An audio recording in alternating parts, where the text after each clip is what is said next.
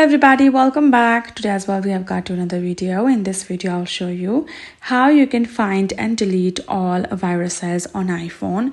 But before that, please do make sure to like our video, subscribe our channel, and yes, without any further delay, let's get started.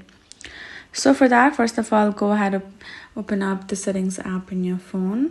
Then you're gonna go ahead, go to the apps, and then you're gonna go ahead, search Safari, and then you're gonna go ahead and go to this section of clear history and website data. That's what you need to do. And then next thing, you're also gonna go ahead, go to your app and close all tabs. Then you're gonna go to a files app. Afterwards, you're gonna go back and open up the app files. And from this section, you're gonna go ahead and delete the file by going on my iPhone section and delete the files that you don't need no more.